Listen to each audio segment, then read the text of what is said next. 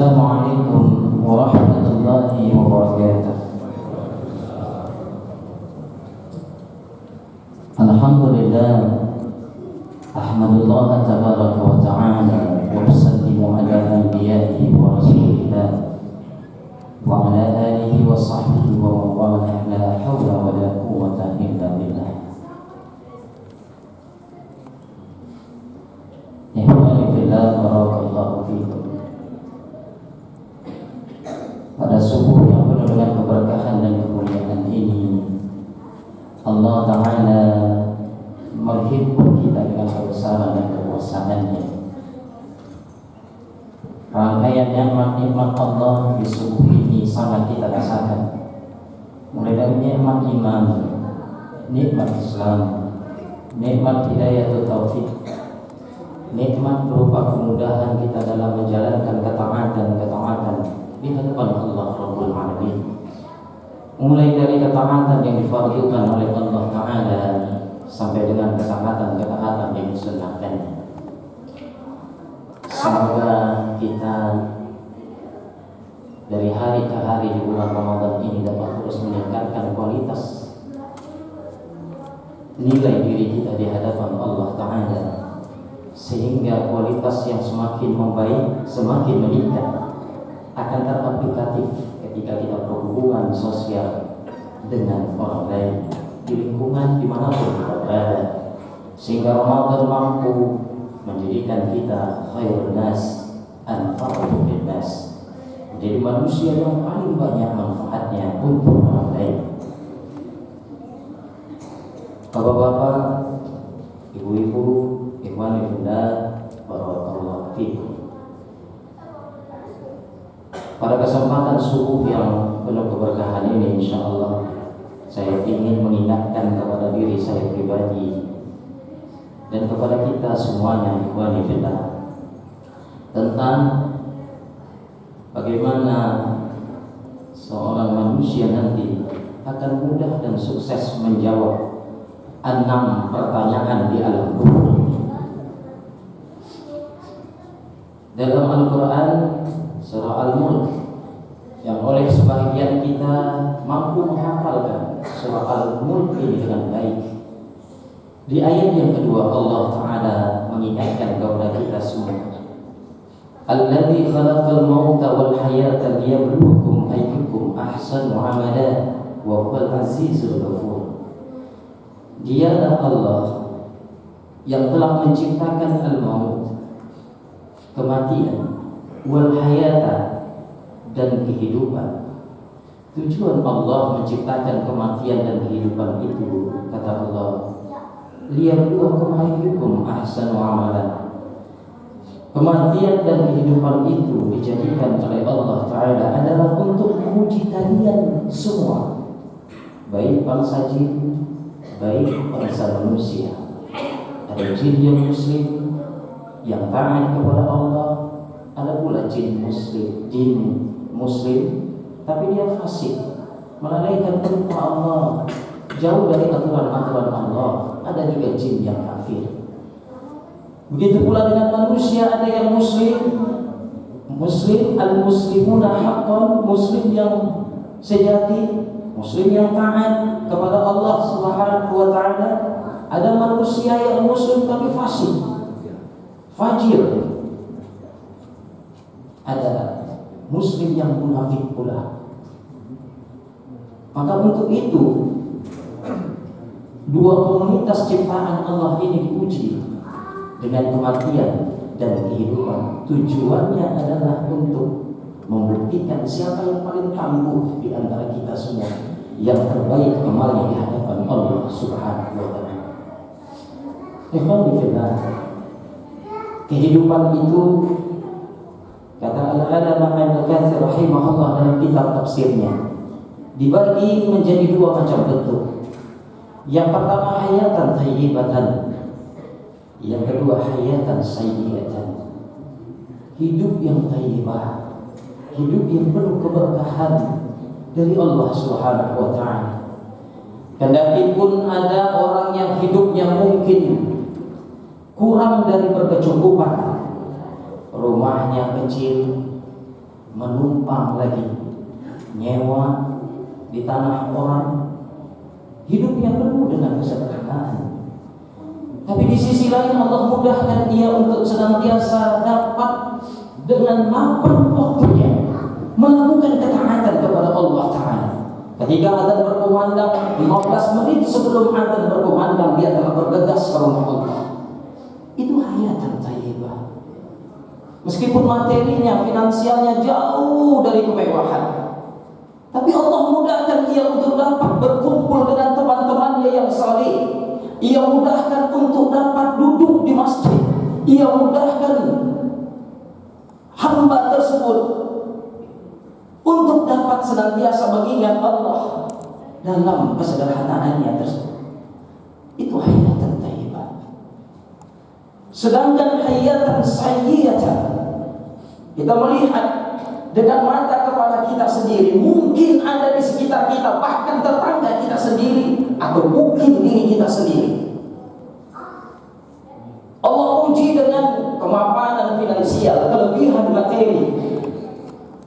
Apa saja bisnis yang dipegangnya, digenggamnya, urusan-urusan dunia, mampu menghasilkan limpahan pundi-pundi materi. Tapi di sisi lain, Allah tidak mudahkan dia untuk dapat ke masjid. Allah tidak mudahkan dia untuk datang ke ta'lim. Allah tidak mudahkan dia untuk memiliki sifat ketawaduan terhadap orang lain. Bahkan senantiasa Allah timpakan istidraj demi istidraj kepadanya. Diliputi kondisinya dengan kesenangan-kesenangan dunia. Semakin jauh dia dari Allah, semakin jauh dia dari aturan Allah, semakin jauh dari hidayah Allah Ta'ala. Tapi sedikit pun dia tidak menyadari bahwa ajalnya sebentar lagi akan datang, tiba menghampirinya.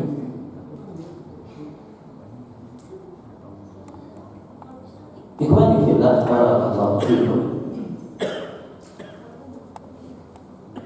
Maka kondisi orang-orang seperti ini diabadikan oleh Allah Ta'ala dalam Al-Quran surah Al-Mu'minun ayat 99 dan 100.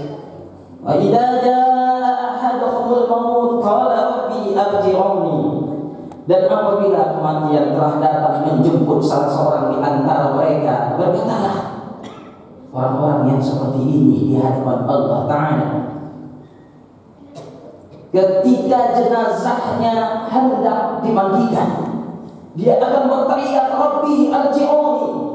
Ketika jasadnya hendak dikafankan, dia pun berteriak Rabbi arji'uni. Ketika jasadnya hendak disalatkan, dia pun berteriak Rabbi arji'uni.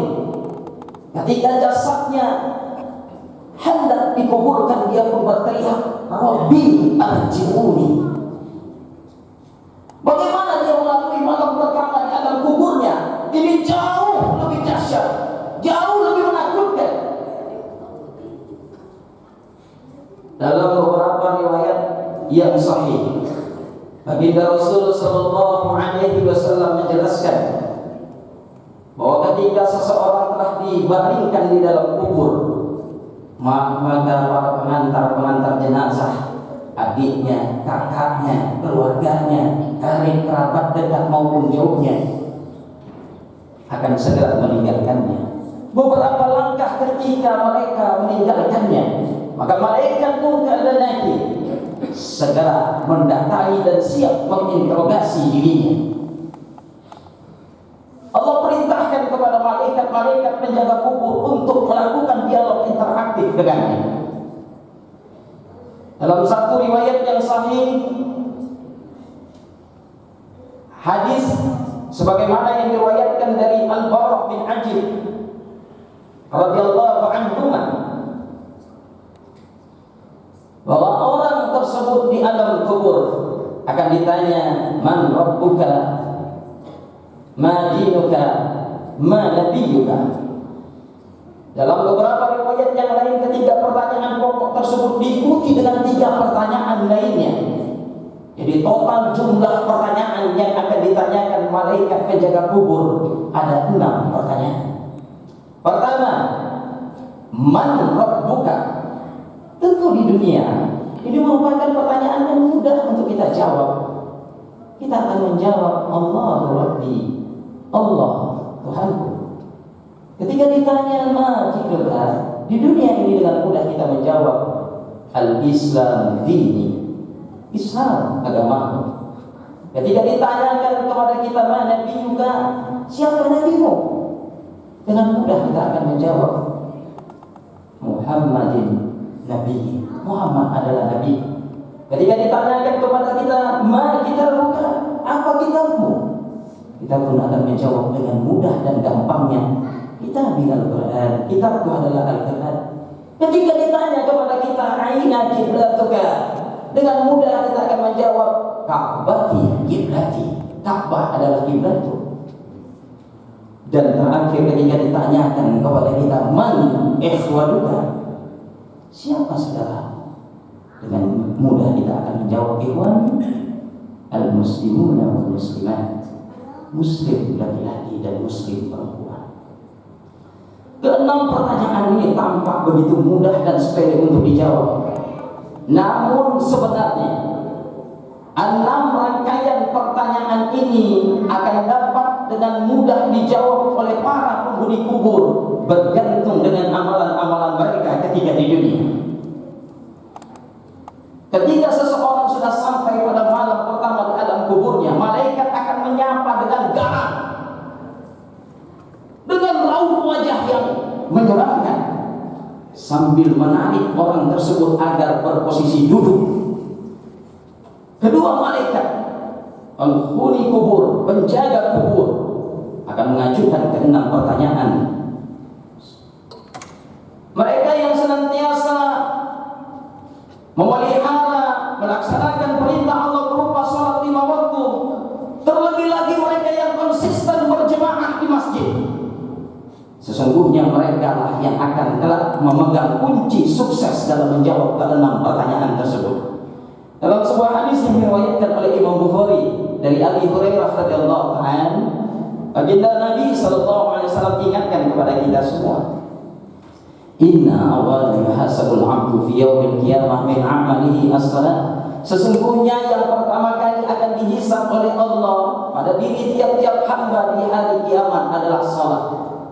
Faman salahat faqad aflaha wa anjah, wa man fasadat faqad khaba wa khasar. Siapa yang pemeriksaan salatnya baik, maka jadilah mereka orang yang paling beruntung dan bahagia. Tapi siapa yang pemeriksaan salatnya rusak, hancur, berantakan, sungguh mereka akan menjadi orang yang paling celaka dan paling merugi. Bagi kita ikhwani fillah yang mungkin kita sudah memasuki fase umur 40 tahun, sudah saatnya kita bergegas meninggalkan kemalasan-kemalasan, meninggalkan tipikal-tipikal ibadah kita ketika belum berusia 40 tahun yang mungkin konsistensi pemeliharaan waktunya tidak terjaga, berjemaahnya kurang konsisten. Sudahlah, kita tutup lebaran 39 tahun tersebut. Di usia 40 tahun ini kita benar-benar bergegas. Kita ingatkan kepada akal kita, tubuh kita, umur kita, kesempatan-kesempatan yang diberikan oleh Allah Ta'ala, bahwa di usia umur 40 tahun ini sesungguhnya akhiratlah yang menjadi orientasi yang paling utama, yang seharusnya menjadi obsesi terbesar dalam hidup kita. Ikhwan fillah, kita lihat pertanyaan yang pertama, man rabbuka, siapa Tuhan engkau? Orang yang senantiasa menjaga sholatnya, coba kita perhatikan, sholat yang kita laksanakan 5 waktu sehari semalam. Sedangkan sholat itu dapat kita pahami dengan mudah. Secara tekstual mungkin ada yang mendefinisikan bahwa sholat itu adalah serangkaian ibadah khusus tertentu yang diawali dengan takbiratul ihram, diakhiri hingga salam. Bayangkan ketika kita memulai takbiratul ihram, apa yang kita ucapkan? Allahu Akbar. Ketika kita mau rukuk, kita pun mengucapkan kalimat Allahu Akbar. Ketika kita mau sujud, kita pun mengucapkan Allahu Akbar. Ketika kita mau duduk, kita pun mengucapkan Allahu Akbar. Sujud jadi Allahu Akbar. Bangkit ke rakaat kedua, kita pun mengucapkan Allahu Akbar. Subhanallah, dalam 5 kali sholat fardu, sholat wajib kita, kurang lebih 68 kali kita mengucapkan kalimat Allah. Belum lagi sholat sunat tahiyatul masjid, belum lagi sholat sunat wudu, belum lagi sholat sunat rawatib yang kita kerjakan. Sudah seberapa banyak kita mengucapkan kalimat Allah, Allah, Allah. Maka orang-orang yang senantiasa menjaga sholatnya, insya Allah mereka lah yang akan mudah menjawab pertanyaan yang pertama. Yang kedua, ma dinuka, apa agamamu? Orang-orang yang senantiasa mampu menjawab dinul Islam, al-Islamu din, Islam itu adalah dinku. Tidak ada agama dalam konteks kekinian yang mengajak kepada keimanan dan tauhid, yang mengajarkan kepada salat. Agama-agama samawi, Nasrani, Yahudi, termasuk Islam, semuanya mengajarkan tentang salat. Tapi dalam konteks kekinian, Yahudi dan Nasrani telah melenceng. Tidak satu pun mereka mengajarkan kepada keimanan dan tauhid, apalagi mengajarkan salat. Padahal agama Yahudi dahulu, agama Nasrani dahulu, senantiasa mereka beribadah mentauhidkan Allah, mereka salat, bahkan jumlah rakaat salatnya jauh lebih banyak dibandingkan dengan salat yang dilakukan oleh kaum muslimin hari ini. Maka Islamlah yang mengajarkan agama tentang salat. Dan orang-orang yang senantiasa memelihara salat mereka akan ingat bahwa dinul Islam yang telah mengajarkan kepada mereka salat, dan mereka memelihara salat mereka dengan baik.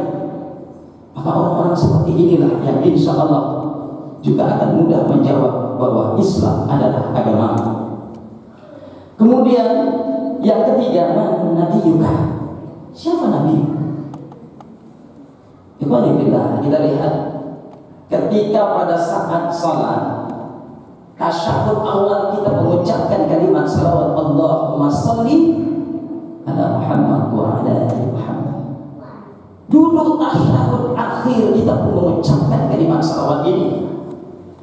Bayangkan berapa kali kita ucapkan. Kalau jumlahnya 4 rakaat, 4 dikali 2 sudah 8 kali. 1 kali salat kalikan 5 kali salat, berarti sudah 40 kali ditambah dengan salat-salat sunnah lainnya. Subhanallah, sudah berkali-kali, berpuluh kali kita mengucapkan Muhammad, Muhammad, Muhammad. Maka orang seperti ini, insya Allah mereka lah yang akan mudah mengucapkan Nabiku adalah Muhammad. Ketika ditanya kepada kita berikutnya, ma kita bukan apa kita pun akan menjawab kitab Al-Quran kitab. Ketika seseorang salat, tidak satu pun ada orang yang salat akan sah salatnya ketika dia tidak membaca Al-Fatihah. La salata liman lam yaqra bi Fatihah kitab. Tidak ada salat bagi orang-orang yang tidak membaca Al-Fatihah. Al-Fatihah itu adalah Ummul Quran, pembuka dari Al-Quran. Maka bagaimana mungkin orang yang salat senantiasa membaca Fatihah beserta surah-surah lainnya setelah Fatihah, itu semua merupakan rangkaian ayat-ayat Al-Quran. Maka orang-orang seperti ini akan dengan mudah menjawab bahwa kitabku adalah Al-Quran. Pertanyaan berikutnya, aina kiblatuka? Di mana kiblatmu? Orang yang salat juga yang akan mampu menjaga. Bagaimana konsistensi jawabannya di hadapan malaikat penjaga kubur? Dia salat, tentu dia tahu di mana arah kiblatnya. Kiblatnya adalah Ka'bah. Dan yang terakhir, man ikhwanuka? Siapa saudara? Nah, untuk pertanyaan yang terakhir ini, ikhwani fillah, pertanyaan ini jawabannya terkait penting dari 2 hal yang harus kita pikirkan. Pertama, salat. Yang kedua, masjid. Siapa saudara? Bukan yang malaikat. Orang-orang yang senantiasa menjaga konsistensi berjemaahnya masjid. Kita harus temukan. Masjid ini di masa Rasul Sallallahu Alaihi Wasallam merupakan sentral aktivitas. Nabi mampu menjadi sosok profil pemimpin yang mampu mengentaskan masalah makmumnya.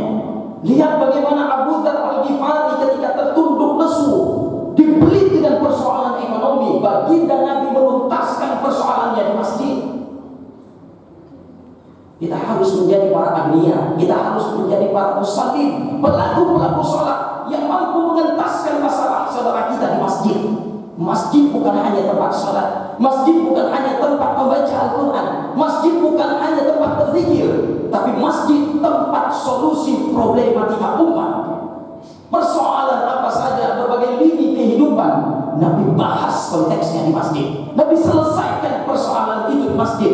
Nabi temukan jalan keluarnya di masjid.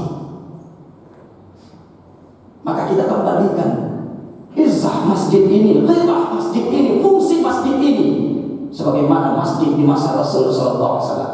Persoalan ekonomi dibahas oleh Nabi di masjid. Persoalan zakat, persoalan siasah, politik, membahas strategi perang, membahas persoalan problematika umat secara kompleks, semuanya di masjid. Bahkan orang yang bertikai pun, orang yang berhutang pun diselesaikan Nabi di masjid. Subhanallah. Ikhwan fillah, barakallahu fikum. Saya melihat Masjid Al-Ghani ini, subhanallah, megahnya bukan main. Harganya miliaran rupiah.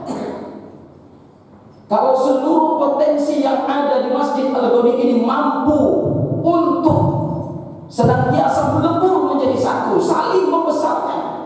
Lihatlah bagaimana para imam-imam mazhab, bahkan ada antara guru dengan murid pun bertolak belakang dalam masalah furu'. Tapi tidak satu pun mentalitas mereka saling menterdilkan, menjatuhkan, mengecilkan. Mereka saling membesarkan. Untuk apa? Untuk Allah, untuk din Allah, karena Allah, demi bersaudara karena Allah.